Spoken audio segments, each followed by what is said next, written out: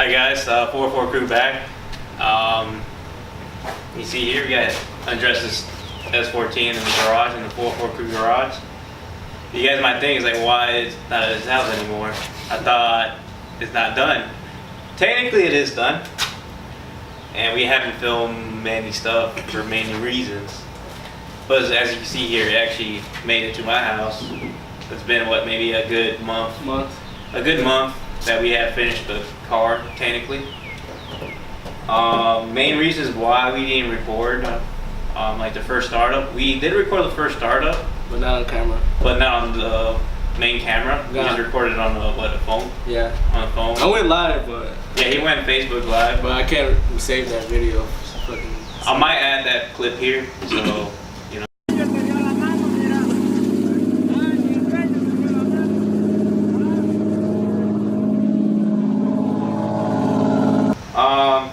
Mainly this video you're seeing here is just like the update on this car, because honestly I don't have any more footage where I could upload, you know, more videos.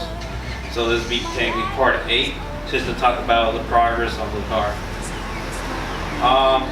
Okay, mainly the main issue we were having, the car wasn't starting up at all. It wasn't even cranking over. We went to go put the key in, you know, try to crank it up, nothing. No, you know, no click or anything. It's just. I think I have a video of that. Oh, well, if we find that video of the car not doing anything, we'll add it right here.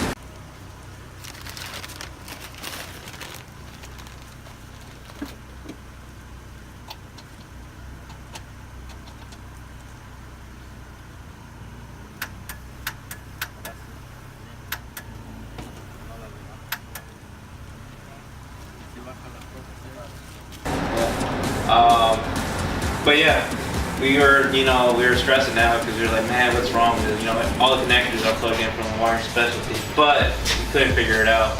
It was like maybe a couple of days until like we figured out what was going wrong or the issue with the car. In the wiring specialties harness, they have like the power wire for the starter and a trigger wire for the signal.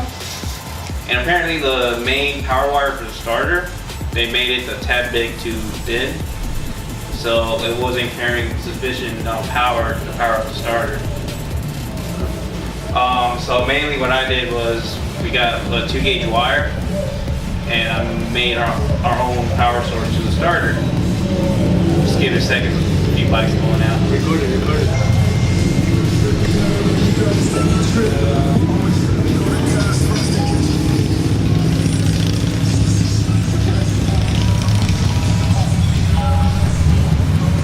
Sorry about that. Oh shit, right-hand drive. Right-hand drive, mailbox. Alright, where was I? Alright, so yeah, that 2-gauge wire that they were running, I mean not the 2-gauge wire, but that small little thin wire that they're running wasn't enough. So I had a 2-gauge wire to its own power source to the starter, and that like just fixed the problem. It actually started up with the key, didn't it? Like a couple times. What? Oh yeah. So we were like, sweet, you know, we fixed it. And all of a sudden, the next day I think it didn't want to start no more. Fun. We had power, and it's just no signal wire, no trigger wire from the key. We were like, maybe it needs ground, so we added more grounds, and it seemed like it was working. Yeah. Until you try it again, it wasn't doing anything anymore. So we got tired of it. Fuck it. We were fuck it. So we just made it a push start button. And bypass the key. I mean, you still have to use the key, but you turn the switch on and it's just push start to actually activate the starter. So pretty much official race car. Official race car. You'll see what we done inside later on in this video. But yeah, anything you want to add? Car runs pretty good so far. It looks pretty clean. All the wires are pretty tucked. I'll actually bring the camera up close later so you can see, you know, the whole engine bay setup, the interior shot. Yeah, I mean, it was a pretty fun project. I just don't know if I'm gonna make a 2-part video or if it's just gonna go one long video. So, you know, stick around for that. All right, now we have here is the engine bay. Let's get a little close up. Just look how clean it looks. I mean, that wiring specialties harness just cleaned it up so nice. We ran mainly like all the big harness, like literally like inside the or underneath the intake manifold, so you can't really see it. It's pretty clean. This is the fuse box area. If I could get it out. So clean. Got the distribution block down here. Really cleaned up. I mean, it turned out really good, honestly. I mean, we did put in a lot of work into this, so Yeah. all that hard work. I mean, look at this.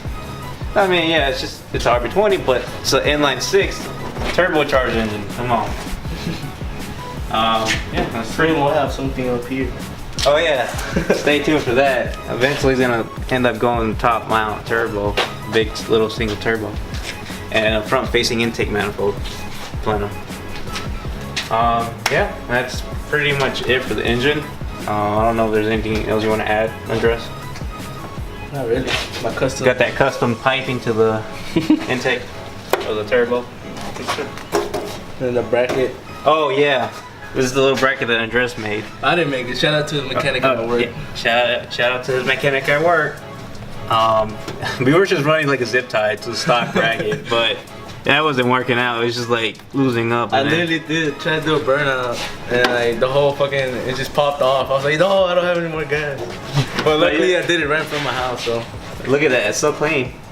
What did he do? He just cut the original bracket. he cut the original bracket and then welded it onto another, to this piece. And it's just He bolted just it welded down. it. Yeah. Just gotta paint it. It look pretty clean. Yeah. Ready? All right. One thing I think we didn't mention on any of the videos was the fan setup that we're running on the 240.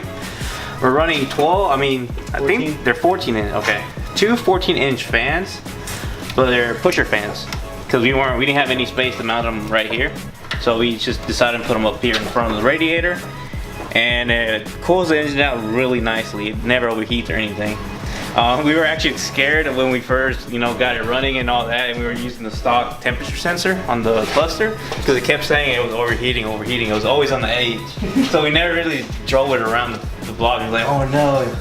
We were thinking the worst. We were like, maybe a blown head gasket because this, But we were like, nah, it runs really good, and it doesn't really get too hot. And then my dad had that gun.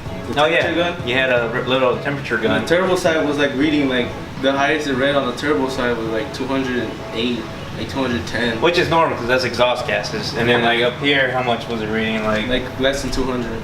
Yeah, like 190. Like 198. Which was not too bad. Yeah. So I was like, all right, just go ahead and get a aftermarket temperature gauge. So hold up. These though. All right, so he ended up getting like a cheap, like digital temperature gauge, but it worked really well. Yeah. He thought it was a Fahrenheit gauge, but it actually turned out to be a Celsius gauge. But it still works pretty good. We just translated it and It's it not works that hard. solid. So after we installed that, it stays around what, like maybe 78 at the highest. Right now the 80 is the highest. 80 is the highest Celsius, which is still pretty cool. That's like, I think it's like 170. It's like 170 something Fahrenheit, which is not bad. That's still in the green. Yeah. But yeah, that's what we're running for fans and temperature sensor. And now we'll take you inside.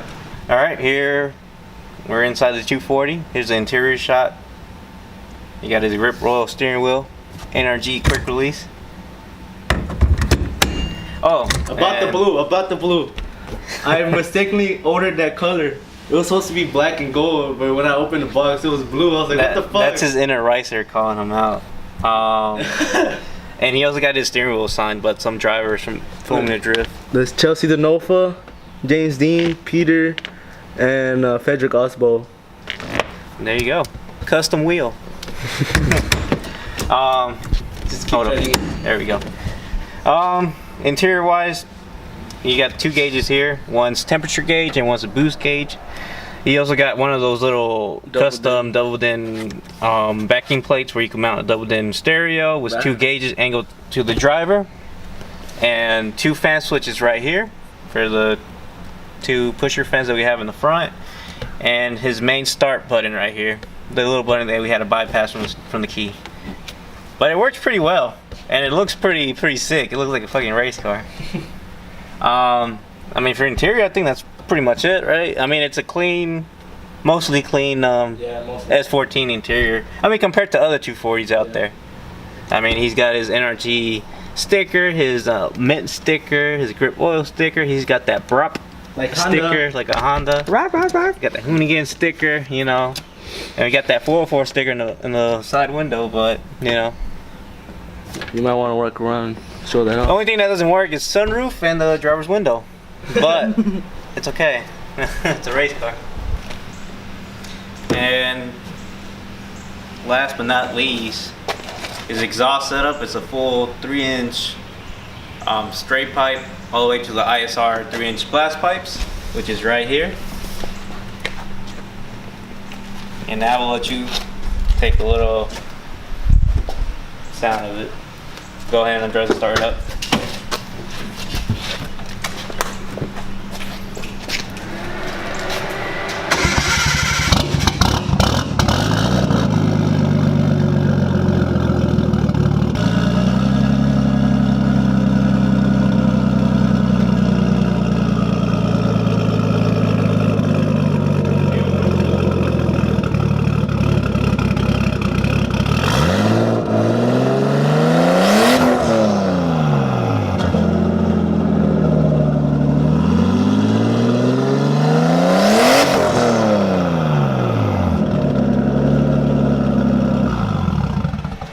And there you go, guys. Now, let's take it out for a spin.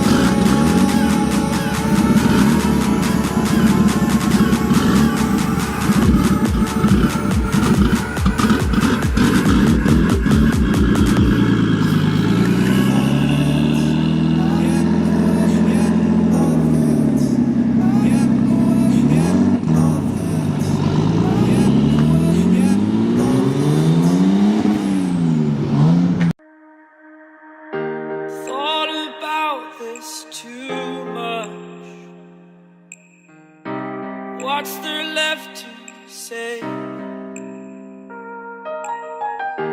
Throw your stones the river. Like me it drifts away. I would watch you stare. I would watch you stare. Oh, but there's no one there.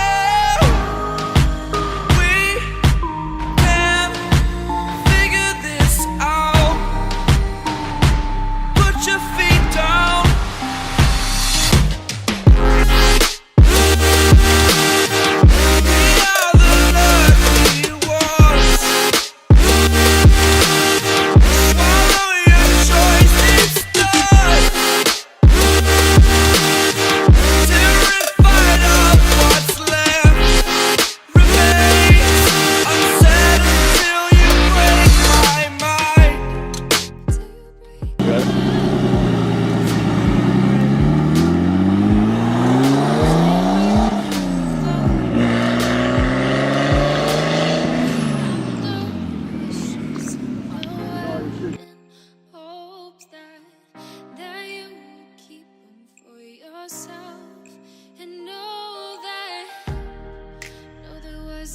time when we never let go, never let go.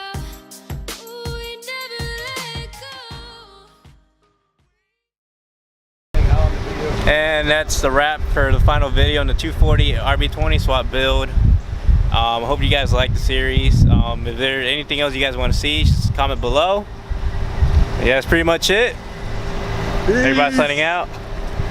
Got Luis, Andres, everybody, the whole crew over here. Most of it. Most of them. You got ugly ass Panda over there. Yee. And then Panda was at Camry. But yeah. Stay tuned for the next one. Thanks.